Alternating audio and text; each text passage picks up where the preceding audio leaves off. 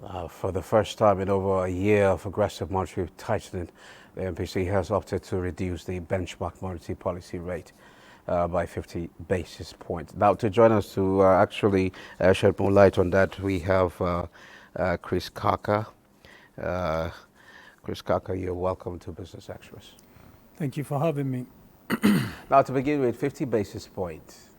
Will that actually make much difference with what we had for months now? Okay, thank you. I think you heard, like I also did, the 50% basis point, that is dropping it from 27.25 to 27%. It's not much, it's not really that significant, but at least it's something. It's a pointer to the fact that we're actually making progress, that the monetary policy tightening all the while has actually begun to yield dividends. There are stabilities across the economy right now. Interest rate, as you can see at the moment, if what we have of the 50% basis point is anything to go by, not much will it do because, countries are looking at single-digit interest rates. Ours is just dropped. We still have a double-digit interest rate. So it will really not encourage anybody to want to go and borrow. But by and large, I think they are pointers to the fact that we're actually making progress and the economy is gradually picking up. Now, when do you think people will get relief from this particular policy decision? We've seen actually inflation moderated to 20.12%. Yeah.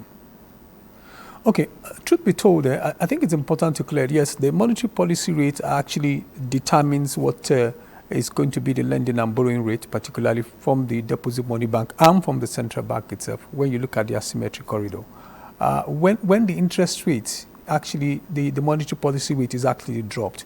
One is to clear the fact that it doesn't affect existing facilities. So if I had taken a loan 5 months ago, except of course, there's a clause in that contract that says the interest rate will begin to vary as the market rate varies, it will actually not affect it. Only new facilities that are consummated that will be affected. And so we're expecting to see that investment lending might improve, consumption lending might actually improve. But it's important to understand that if you are looking at that particular drop in interest rate, you also need to also begin to see how profitable is it for anyone who wants to go borrow money at that rate, 2 digits, is able to borrow and begin to make dividends from it and be able to refund that particular facility. So for now, I don't see any much of change in terms of it. Maybe for consumption purpose, people might go to lend, but for investment, I really don't see any significant change in that will actually drive at the moment.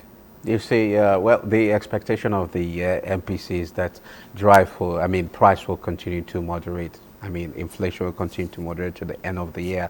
Do you see the possibility of actually sustaining this with this 50 basis point we've seen?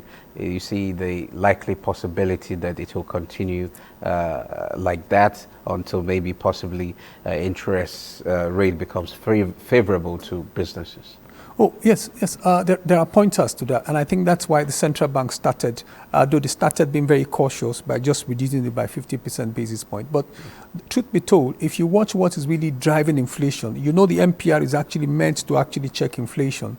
If you notice what is going on now, inflation is actually dropping. At the moment, it's about 20, a little bit above 20%.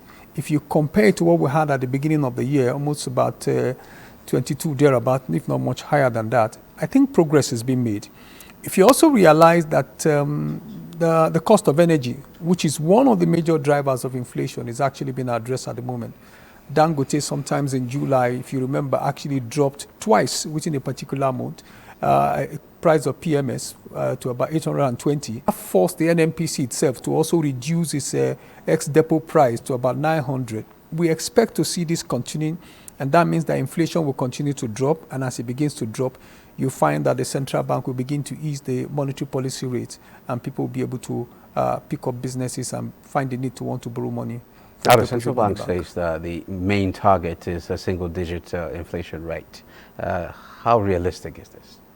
No, I think it is realistic. If you check what is going on globally, and I'm also predicting that by the next quarter again, you see that the central bank might actually reduce the MPR further by a much more percentage, essentially because it's a global trend at the moment. The UK since January, even the U.S. as well, just recently, the Federal Reserve of the U.S., just recently, in the last 9 months, has just recently reduced its interest rate, the interest rate as well. So there is a global trend, there's an easing of interest rates because economies are gradually peaking, supply side constraining are beginning to ease, even though there are differences across economy in terms of the challenges they are facing.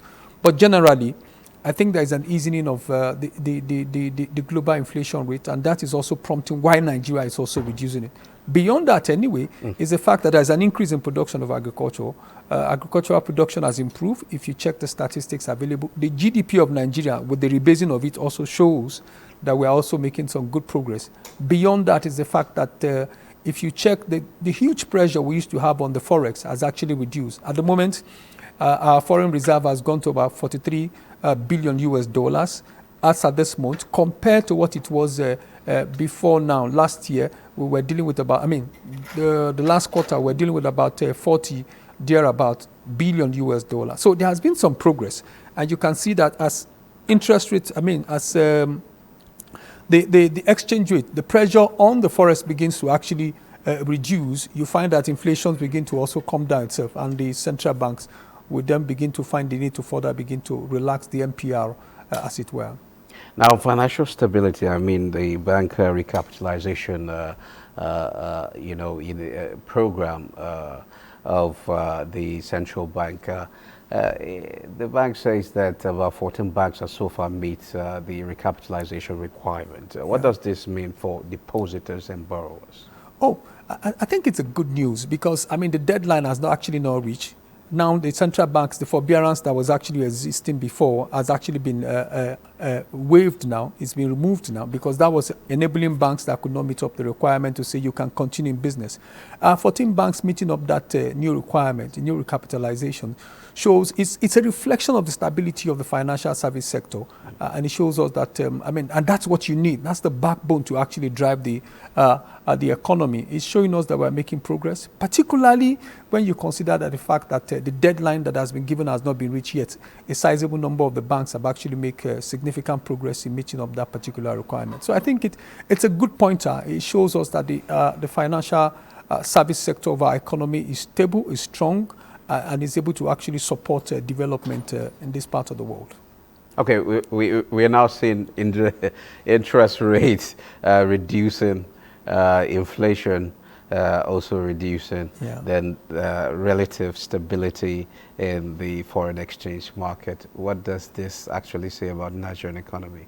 What does it say about the Nigerian economy? Oh, it shows that we're actually picking up. Be honest with you, inflation is an indication of the level of development of your economy. And once it begins to drop, it shows you that you are beginning to make progress, that productive activities are actually picking up. Because if you are able to produce, you have the goods and services in the market there. The need for you to have a high price on them does not exist. So I think there are clear pointers to the fact that we're making progress. If we can sustain this particular progress, at now the that's where I'm going, about to come. You're talking about sustenance. How do we sustain this particular? Okay, how to sustain it is to perhaps continue to produce. That's one thing to know. We're actually moving, and that's why I predicted that by the next quarter, again, you find that particular MPR will begin to ease further because this is the harvest season, and as agricultural commodity, which is one of the major drivers of food price inflation, as it continues to ease, you find that the need for the central bank to reduce the MPR will be there because inflation would then have actually dropped. For me, it's progress in view, but I like the way the central bank started. It's being cautious of it. In the events, things also go the other way.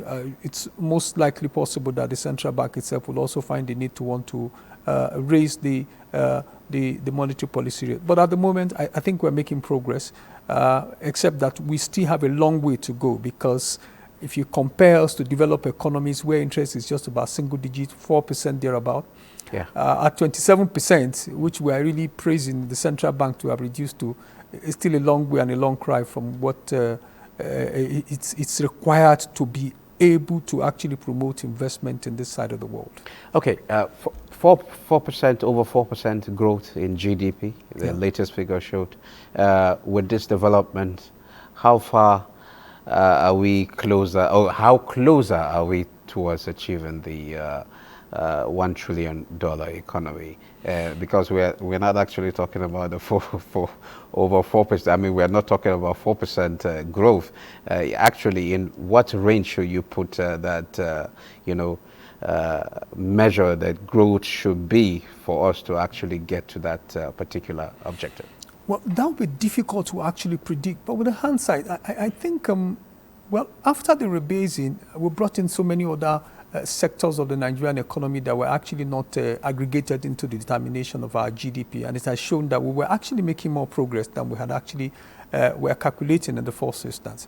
And I'm of the opinion, particularly with the creation, the ceding away of the Ministry of Livestock Development away from the Ministry of Agriculture and Food Security, standing on its own right now, that itself is actually a ministry that can actually generate a lot of revenue for us. I see us making a lot of progress because the government is actually working around it.